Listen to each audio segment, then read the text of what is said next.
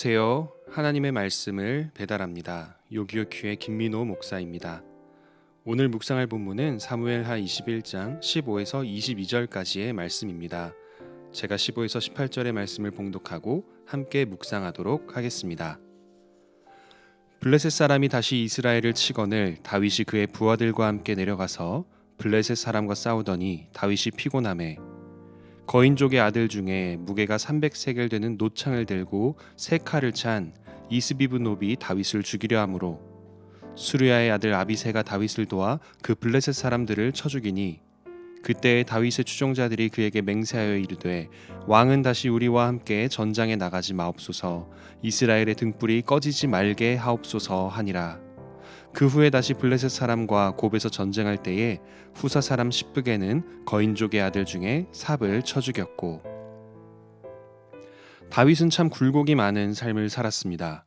가정에서는 소외받는 막내 아들이었고 양측이었으나 어느 날 갑자기 하나님의 선택을 받아 왕으로 부르심을 받고 적장 골리앗을 죽여 전쟁 영웅이 되고 나서 사울 왕의 딸 미갈과 결혼하기까지 했으나 사울의 미움을 받아 도망자가 되고 수많은 전쟁을 겪으며 목숨의 위협도 많이 받았습니다.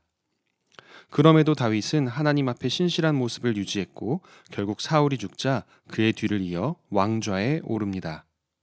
그러나 왕좌에 올랐다고 인생이 끝나는 것은 아니죠.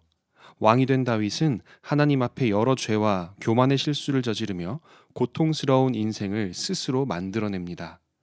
밧세바와 간음하고 충직한 부하 우리아를 죽이고 언약궤를 잘못된 방식으로 옮기고 아들의 잘못 앞에 눈 감았다가 다른 아들까지 잃습니다. 이 모든 일들을 겪은 다윗은 언제나 하나님 앞에 신실하고 겸손한 태도로 살아야 함을 깨닫습니다. 그래서 자신의 반대파도 하나님의 마음으로 포용하려 하고 몸이 지쳤을 때에도 가장 치열한 전쟁에 나아가 최선을 다해 싸우려고 합니다. 오늘 본문에서 다윗은 피곤한 몸으로 블레셋과의 전투에 나갔다가 죽을 뻔합니다. 다윗을 죽이려 했던 이는 거인족의 아들이라 불립니다. 큰 키와 강한 힘을 가진 용사입니다. 당신이 많은 부하와 권력을 지닌 왕이라면 이런 적과 직접 맞서 싸우고 싶으시겠습니까? 그러나 다윗은 하나님의 종이라면 응당 가장 앞서 나가 본을 보여야 한다는 사실을 기억하고 있었습니다. 사람들이 보이기에는 내가 왕이지만 실제로는 하나님만이 우리의 왕이시오 우리는 모두 하나님의 백성이라는 사실을 다윗은 뼈저리게 느꼈기 때문입니다. 왕이든 예언자든 일반 병사이든 하나님 앞에서는 모두가 하나님의 겸손해야 할 백성인 것입니다. 다윗에 대해 생각해 보십시오. 다윗 자신은 과거 아직 어린 소년이자 양을 치는 목동이던 시절에도 백성들 앞에서 하나님의 이름으로 적장 골리앗을 물리쳤던 경험도 있습니다. 반면 왕이 되고 나서 부하들만을 언약궤와 함께 전쟁터에 보냈다가 본인은 왕궁에서 성적 유혹에 이끌려 죄를 지었던 적도 있습니다. 그래서 다윗은 피곤하고 지친 몸으로 저 거대한 몸집의 적과 맞서 싸웁니다. 비록 죽을 뻔했을 만큼 위험한 상황을 경험하지만 이에 자극을 받은 부하들이 무려 4명이나 되는 거인족의 후손, 강력한 블레셋의 용사들을 물리쳤다는 사실은 결코 다윗의 고생이 헛된 것이 아니었음을 보여줍니다. 하나님의 뜻대로 앞서 나가 순종하는 왕 다윗의 모습이 그를 따르는 부하들로 하여금 더 열심히 싸우게 만들었던 것입니다.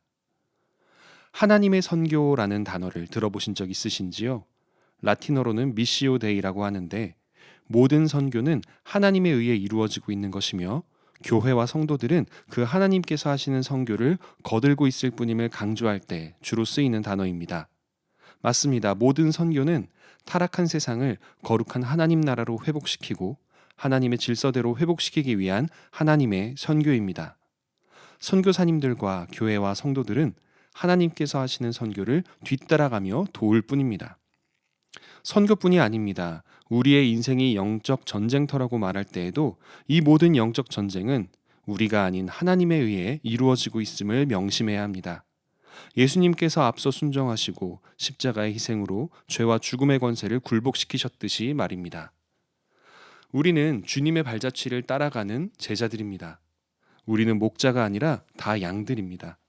오직 예수님만이 우리의 목자이시며 우리는 그분의 목소리를 듣고 따라갑니다.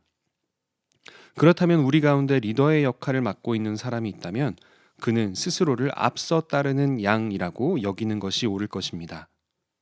오늘의 본문에서 다윗이 보여준 리더십 역시 하나님이 이끄시는 대로 앞서 따라가는 양의 리더십이었습니다. 다윗이 하나님의 명령에 따라 앞서 따라간 영적 전장에서 부하들도 왕을 따라 더욱 열심히 하나님의 전쟁을 도울 수 있었습니다. 여러분은 교회에서 리더나 임원으로 섬기고 계십니까? 아니면 누군가에게 하나님을 전하거나 가르쳐야 하는 자리에 계십니까? 둘 다 아니더라도 여러분은 자신의 삶의 자리에서 여러분을 바라보는 모든 이들 앞에 하나님을 앞서 따라가는 양의 모습으로 본을 보이셔야 합니다. 예수님께서 서로 사랑하라 하셨기에 먼저 사랑해야 합니다. 우리의 목자 예수님께서 거룩하라고 하셨기에 먼저 거룩한 삶을 실천해야 합니다. 우리의 왕이신 예수님께서 땅끝까지 복음을 전하라 하셨으니 우리가 먼저 복음을 전해야 합니다. 언제나 목자의 음성을 따라 앞서 따라가는 양으로 본을 보이는 삶을 사는 저와 여러분이 되기를 바랍니다. 오늘의 말씀을 묵상하며 이렇게 삶으로 적용하기를 원합니다. 가정, 직장, 교회 등 내가 속한 모든 곳에서 솔선수범하여 예수님의 가르침을 내가 먼저 실천하도록 노력합시다. 그리고 남들보다 앞서 따라가는 양이 되기 위해 성경을 열심히 묵상하고 매사에 하나님의 뜻을 분별하는 훈련을 해 나갑시다. 아멘.